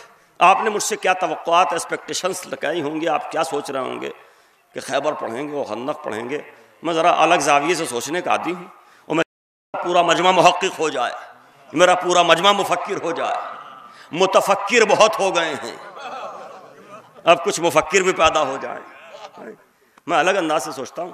معصوم سے جب کسی نے پوچھا، یہ ہماری مائیں بہنیں بیٹھی ہیں، نوجوان نسل بیٹھی ہے، ہمارے بزرگ بیٹھے ہیں، مولا کا قول بھی آپ کو سنا دوں. جب مولا سے کسی نے پوچھا مولا غیرت غیرت حیا غیرت غیرت حیا، مولا پتہ کیسے چلے کون غیرت دار ہے کون بے غیرت ہے، کون حیا والا ہے کون حیا والا نہیں ہے. پیشانی پر کسی کے نہیں لکھا ہے، گلے میں تختی کسی کے نہیں ہے، منہ پر کسی کے لکھا ہوا نہیں ہے کہ کون غیرت والا ہے کون حیا والا ہے، کون بے غیرت ہے کون بے حیا ہے. مولا نے چھوٹا سا فارمولہ دیا. مولا فرماتے ہیں اگر جاننا چاہتے ہو کہ کون غیرت دار ہے اس کے گھر کی عورتوں کا لباس دیکھنا. اگر حجاب میں ہے تو مرد غیرت دار ہے. اللہ اکبر. یہ تو مولا کا دیا ہوا فارمولہ ہے، اس پر تو آپ غور کیجئے، اس پر تو آپ توجہ فرمائیے. مولا نے فرمایا اگر عورتیں حجاب میں ہیں اسلامی لباس میں ہیں تو پھر مرد غیرت دار ہے. اس منطوق کا مفہوم مخالفی نکالیے اور الٹیے جملے کو تو مجھے نتیجہ یہ رکھا ہوا سامنے نظر آتا ہے کہ جن عورتوں نے اپنا حجاب اٹھا کے رکھا انہوں نے حجاب نہیں اتارا، مردوں کی غیرت کو نیلام کر دیا. انہوں نے مردوں کی غیرت کو نیلام کر دیا. ابھی میرے چھوٹے بھائی مولانا فصیح صاحب چتوڑے میں مجلس پڑھ رہے تھے 6 مہینے پہلے. وہ چونکہ جانتے ہیں کہ میرے یہ موضوعات ہیں تو انہوں نے مجھے دیکھ کر اور ایک جملہ کہا، اور بڑا خوبصورت جملہ، اور وہ یہ میں چاہتا ہوں کہ آپ تک بھی پہنچا دوں. وہ یہ کہ جب کسی خاتون نے پوچھا اے اللہ کے رسول کتنے جسم کا پردہ کریں، کون سے حصے کا پردہ کریں، کتنی باڈی کا حصہ باڈی کا پارٹ کون سا ہے، کتنے باڈی کو چھپائیں، کتنے جسم کو چھپائیں. اللہ کے رسول نے نہیں، نقطہ بائے بسم اللہ کے مولا نے قیامت کا جواب دیا.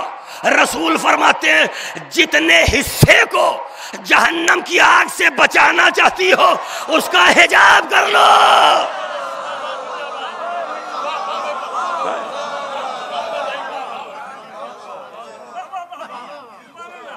کبھی دیکھو تو صحیح کہ اسلام میں عورت کا وقار کیا ہے، عورت کا مرتبہ کیا ہے. یہ بڑے الزام ہیں سوشل میڈیا، یہودی، اسرائیلی اور نہ جانے کیسی کیسی طاقتیں ہیں جو کہتے ہیں اسلام نے عورت کو قید کر لیا. اب میں پوچھ لوں، آپ مجھے یہ بتائیے کہ آپ تو کہتے ہیں کہ ہم نے عورت کو قید کر لیا، آپ نے مودی جی کو کیوں قید کیا؟ کہا مولانا یہ کون سی بات کر رہے ہیں؟ تو پھر یہ بتائیے کیا آپ اجازت دیتے ہیں کہ مودی جی اکبر پور کے کسی چوراہے پر کھڑے ہو کے چاٹ پکوڑی کھائیں؟ کہا نہیں. کسی چوراہے پر کھڑے ہو کے آئس کریم کھا لیں؟ اجازت ہے؟ ارے بھائی مودی جی تو مودی جی ہیں، یوگی جی ہمارے یو پی کے سی ایم صاحب، چیف منسٹر، کیا اجازت ہے انہیں کہ وہ لکھنؤ کے نخاس چوراہے پر کھڑے ہو کر آئس کریم نوش فرما لیں؟ کہا نہیں. تو میں پلٹ کے پوچھ لوں کہ تم نے انہیں قید کیوں کیا؟ تم نے مودی جی کو اور یوگی جی کو قید کیوں کیا؟ کہا مولانا آپ کا دماغ خراب ہے، ہم نے انہیں قید نہیں کیا، ان کا پروٹوکول یہ ہے، ان کا اعزاز یہ ہے کہ انہیں ہر جگہ پر نہیں لے جایا جا سکتا. جس بات کو تم قید کہہ رہے ہو وہ پروٹوکول ہے. اللہ نے، اسلام نے عورت کو وہ پروٹوکول دیا کہ اسلام چاہتا ہے ہر جگہ عورت نظر نہ آئے، جو اس کے پروٹوکول کے خلاف ہو وہاں عورت نہ جائے. یہ وہ سارے جوابات ہیں، نوجوانوں انہیں محفوظ کرو، یہ وہ سارے جوابات ہیں جو سوشل میڈیا پر کام آئیں گے. بڑی بحثیں ہوتی ہیں، بہت کچھ ہوتا ہے، اور اس کے بعد پھر یہ ہوتا ہے کہ صاحب عورت کو تو بہت قید میں رکھا ہے اسلام. اسلام کی بات بعد میں کرنا، پہلے جھجکتی سی نظر تاریخ پر ڈال لو، اقوام عالم کی تاریخ پر ڈالو کہ کیا ہے. مصر کی تاریخ کیا تھی، ایران کی تاریخ کیا تھی، یونان کی تاریخ کیا تھی. ارے چھوڑیے سب، آپ کے بھارت کی تاریخ کیا تھی، رام لکشمن کی سرزمین کی تاریخ کیا تھی. کہ یہاں تو شوہر کے بعد عورت کو زندہ رہنے ہی کا حق نہیں تھا، عورت ستی ہو جاتی تھی. اور آپ بھی اسلام کے خلاف بولنے چلے ہیں کہ اسلام نے عورت کا حق نہیں دیا، عورت کو قید کر لیا ہے. کمال ہے. ارے جن مذہبوں میں عورت کو شوہر کے بعد زندہ رہنے کا حق نہیں تھا، ان مذہبوں کو اسلام کی حقانیت پر سجدہ ریز ہو جانا چاہیے کہ تمہارا معاشرہ یہ تھا کہ عورت کا شوہر مر جائے تو اسے زندہ رہنے کا حق نہیں. یہ اسلام کہتا ہے کہ بیوہ سے عقد کرو، یہ ثواب ہے. بیوہ کا دھیان رکھا جائے، یہ اسلام کہتا ہے کہ نہیں ہے. اب جب آپ تاریخ پڑھیں گے تو آپ کو یہ بھی ملے گا تاریخ میں کہ عورتوں کو قطار میں کھڑا کر دیا جاتا تھا جانوروں کی طرح. کوئی حیثیت ہی نہیں تھی، عورت کا کوئی وقار نہیں تھا، عورت کی کوئی عظمت پیش نظر نہیں تھی. لائن سے کھڑی ہیں عورتیں. اب وہ آئے جو ان کے مذہبی رہنما ہیں، اس کا ہاتھ اس کے ہاتھ میں، اس کا ہاتھ اس کے ہاتھ میں وہ باندھ دیا. یہ بھی پوچھنے کی زحمت گوارا نہیں کی کہ تم شادی بھی کرو گی کہ نہیں. وہ اس کا ہمسر و کف ہے بھی یا نہیں، اس کی عمر کیا ہے، اس کی عمر کیا ہے، اس کی شکل و صورت کیا ہے، اس کی شکل و صورت کیا ہے، جوڑ ہے کہ نہیں. یہ پوچھے بغیر مذہبی رہنماؤں نے جس لڑکی کو جس لڑکے کے ساتھ باندھ دیا، اب قہرن جبرن اسے زندگی بھر اسی کے ساتھ نبھانا ہے۔ یہ تمہارا سماج تھا جہاں عورت کو کسی کے ساتھ باندھ دیا، اس سے یہ بھی نہیں پوچھا کہ شادی کرنے کا ارادہ بھی ہے کہ نہیں ہے۔ اور یہ میرا اسلام ہے، جب دولہا دلہن دونوں کے وکیل بیٹھے تو پہلے دلہن سے اجازت لی گئی، عورت اجازت نہ دے تو نکاح نہیں ہوگا۔ یہ اسلام نے آپ کو بتایا۔ اور میرا نبی جب عرب کی سرزمین پر آیا تو عورت کو تو پیدا ہونے کا حق نہیں تھا، یہ رسمیں عام ہو گئی تھی، قبیح رسم، دختر کشی کی رسم عام ہو گئی تھی، قبر پہلے سے تیار ہے بعض قبیلوں میں۔ یہ ایک الگ بات ہے کہ یہ قانون بہت زیادہ دن نافذ نہ ہو سکا، ٹھیک ہے، دختر کشی کی رسمیں عام ہو گئی تھی۔ جس معاشرے میں تم نے عورت سے پیدا ہونے کا حق چھین لیا تھا، اسی معاشرے میں میرے نبی نے اپنی بیٹی کی تعظیم کے لیے مسند چھوڑ کے بتایا کہ اسلام میں عورت کی اہمیت کیا ہے۔ کوئی غور تو کرے ان باتوں پر، کوئی توجہ تو کرے، اور کوئی آئے تو صحیح ان مراحل پر۔ وہ عورت ہی ہے۔ اور پھر میں جملہ کہہ رہا ہوں، ذرا صاحب بور ہو گئے، ہنسا دوں آپ کو، پھر میں جملہ کہہ رہا ہوں، اسلام کی نظر میں عورت کی کتنی عظمت ہے۔ یہ تو پورا ایک موضوع ہے، کچھ باتیں میں کہہ چکا، ایک جملہ اور سن لیجئے۔ قرآن کی 114 سوروں میں سورہ رجل کہیں نہیں ملے گا، مردوں کے نام کا کوئی سورہ نہیں، عورتوں کے نام کا سورہ نساء ملے گا۔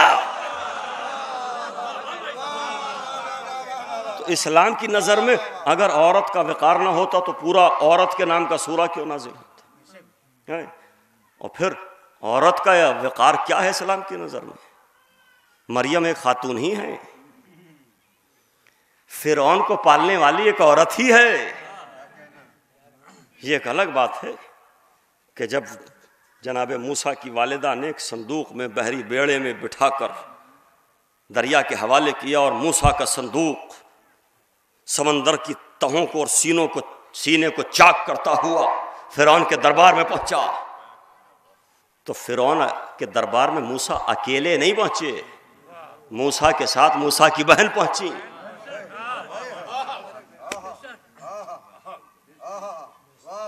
اب میں بیٹھ بھی جاؤں خاموش تو میرا حق بنتا ہے، مجھے یہ بھی بتانا پڑے گا کہ کس عنوان کے تحت مجلس ہو رہی ہے۔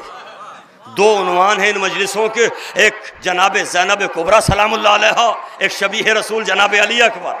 جناب زینب کے لیے آج 2 جملے سن لیجئے اور جناب علی اکبر کے لیے کل سن لیجئے گا۔ اب لوگ ہم سے پوچھتے ہیں قرآن میں جناب زینب کا ذکر کہاں ہے، حسین کی بہن کا تذکرہ کہاں ہے؟ قرآن نے اشارے کیے ہیں صاحبان بصیرت کے لیے، صاحبان عقل کے لیے، صاحبان شعور کے لیے۔ قرآن بے وقوفوں سے بات نہیں کرتا، قرآن عقل مندوں سے بات کرتا ہے۔ قرآن کنایا سمجھنے والی قوم کو کچھ بتا کے گیا، قرآن نے کچھ سمجھا دیا۔ جب موسیٰ فرعون کا دربار الٹنے کے لیے آئے،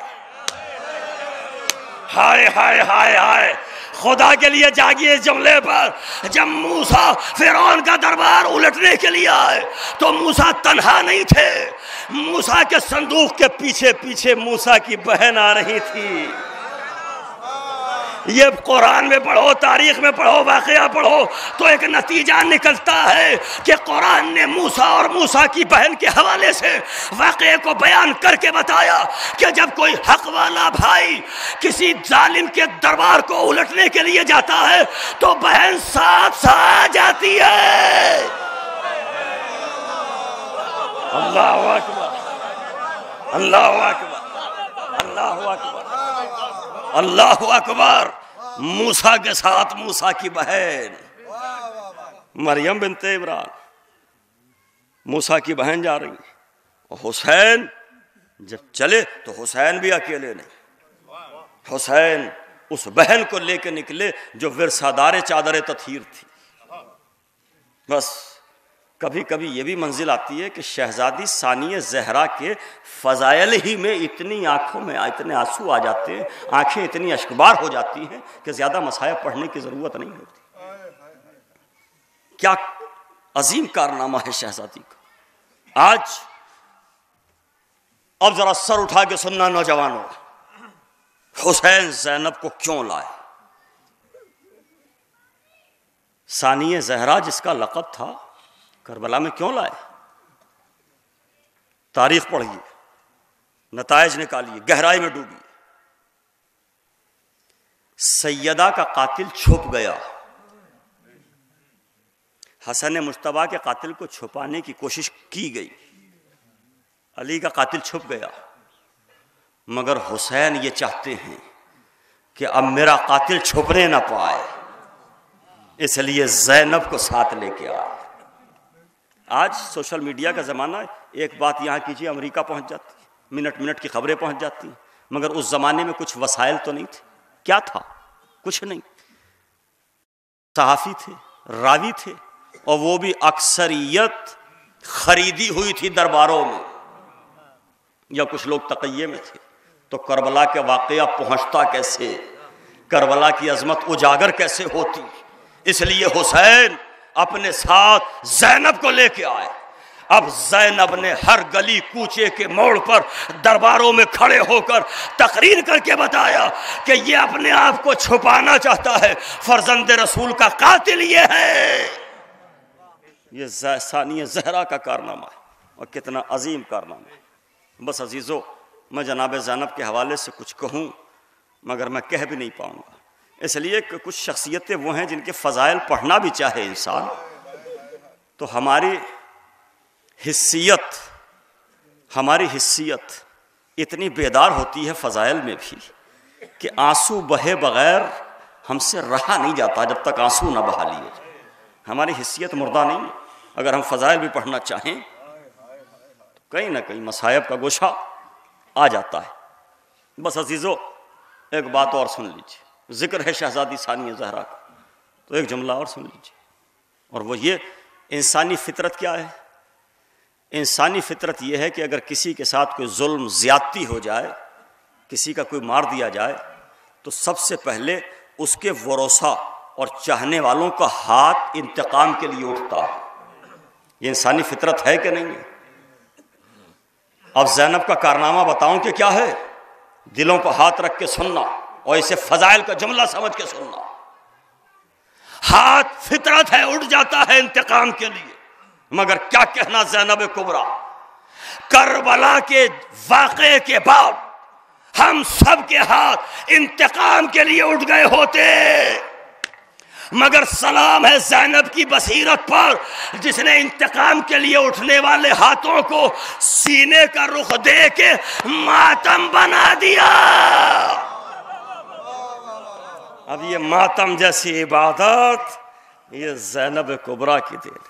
کون زینب جو اجڑ گئی کربلا؟ کون زینب جس کا سب کچھ لٹ گیا کربلا؟ جزاک اللہ۔ رونے لگے آپ، آنکھوں میں آنسو آ گئے۔ بات کو اس طرح سے سنیے کہ آج اسی ہندوستان میں آپ دیکھیے تو آپ کو کاظمی سادات، نقوی سادات، رضوی سادات، زیدی سادات، آبدی، حسنی، حسینی سادات مل جائے گی۔ میں کہنا یہ چاہ رہا ہوں کہ آج اس بھرے سنسار میں ایسے لوگ ہیں جو کہتے ہیں ہم گناہگار تو ضرور ہیں مگر ہم سید سجاد کی نسل سے ہیں۔ ہم گناہگار تو ہیں مگر امام رضا کی نسل سے ہیں، امام محمد تقی کی نسل سے ہیں نا؟ اب میں جو کہہ رہا ہوں اسے محسوس کیجئے گا۔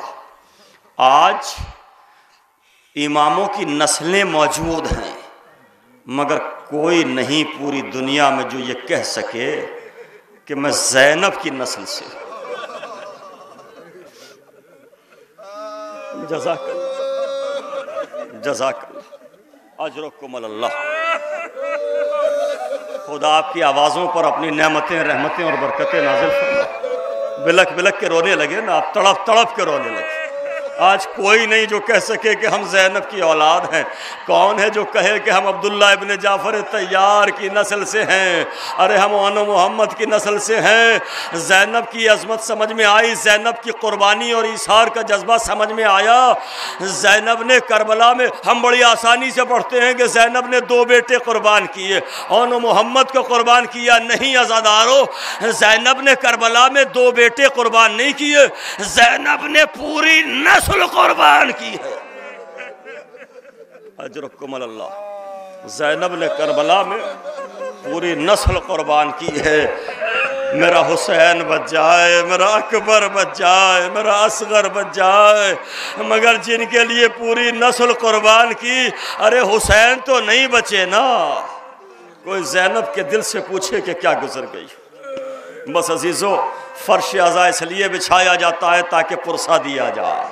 فضائل تو پڑھے جاتے ہیں، اس لیے پڑھے جاتے ہیں تاکہ مصائب کے لیے ذہن ہموار ہو جائیں۔ فضائل اس لیے پڑھے جاتے ہیں، مجلس کا اصل حصہ معال مجلس ذکر مصائب کربلا ہے، حسین مظلوم کے مصائب مجلس کا اصل حصہ ہے۔ فضائل تو اس لیے پڑھے جاتے ہیں تاکہ ذہن آمادہ کیے جا سکے کہ جن کے اتنے فضائل تھے ان پر اتنی مصیبتیں ٹوٹی۔ بس عزادارو، جو اس یقین کے ساتھ فرش عزا پہ آتا ہے کہ حسین کی اجڑی ہوئی ماں نہ جانے مجلس کے کس گوشے میں ٹوٹے ہوئے پہلو کو سنبھالے جنت سے ایک رومال لے کے آئی ہو، آج وہ تکلف نہ کرے گریے میں۔ اے میری ماں بہنوں، اگر کوئی گود خدا کی مصلحت سے خالی ہے، آج زینب کی جوڑی کے صدقے میں مانگنا، زینب کے اون و محمد کے صدقے میں مانگنا، خدا حسین کا ماتمی عطا کرے گا۔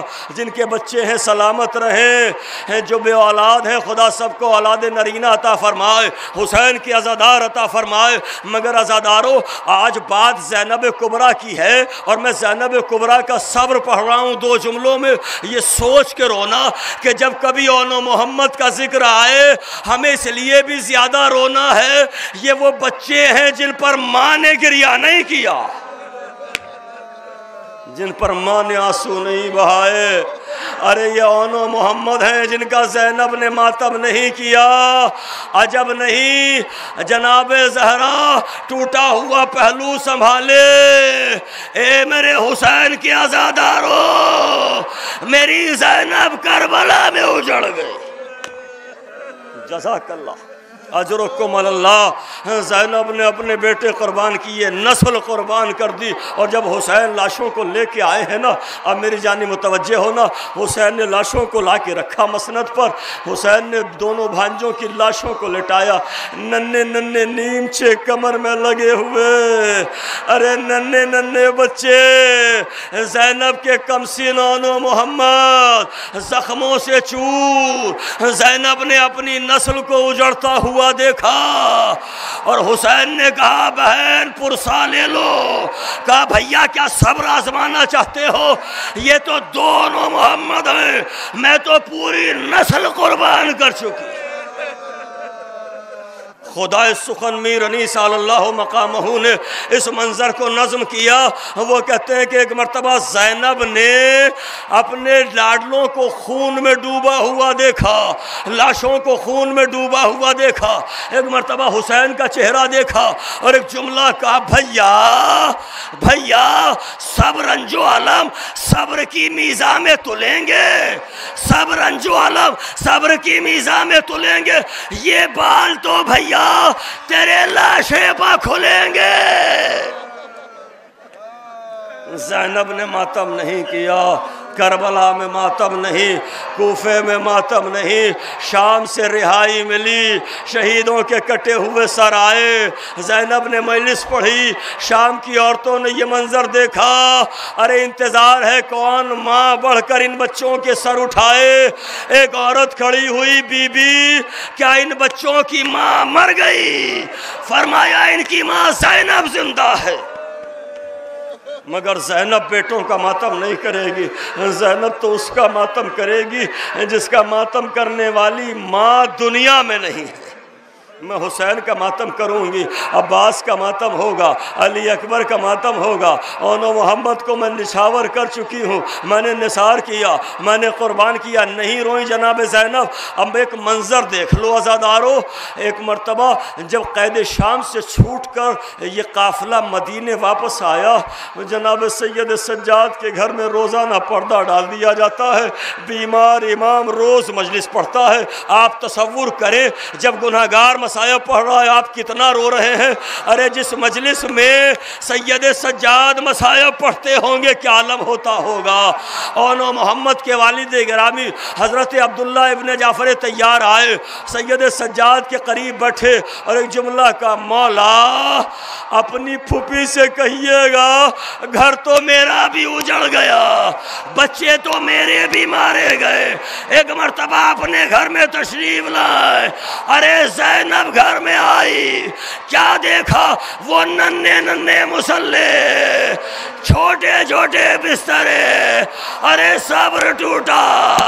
اے اونا محمد، ان بستروں پر آرام کون کرے گا؟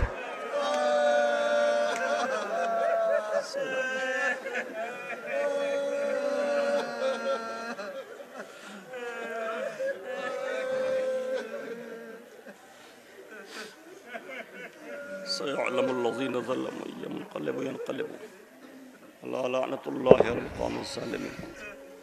الہی بحق زہرا و ابیہا و بالہا و بنیہا و سر المستودع فیہ، پروردگار ہم سب کی معرفت اور توفیقات میں اضافے فرما، توفیقات عزا و بکا و ولا میں اضافہ فرما، ہم سب کے مرحومین کے درجات بلند فرما، بانی مجلس، حاضرین مجلس، ذاکرین مجلس سب کی توفیقات میں اضافے فرما، سب کو صحت و سلامتی کے ساتھ طول عمر عطا فرما۔ پروردگار جو مومنین مومنات بیمار ہیں جناب سید سجاد کے صدقے میں شفاء کاملہ و عاجلہ عطا فرما، علماء کا سایہ ہمارے سروں پر برقرار فرما۔ ہم وارث کے ہوتے ہوئے کب تک بے وارثوں کی طرح زندگی گزاریں گے؟ ہمارے آخری وارث کو اجازت ظہور مرحمت فرما، ہمیں ان کے آوان و سار و سپاہیوں میں شمار فرما۔ ربنا تقبل منا انکا انت السمیع العلیم۔ آپ حضرات سے التماس ہے کہ ایک مرتبہ سورہ حمد اور 3 مرتبہ سورہ اخلاص کی تلاوت فرما کر مرحوم قمر علی ولد محمد تقی، صابرہ بانو مرحومہ، ان تمام مرحومین کے لیے ایک سورہ فاتحہ۔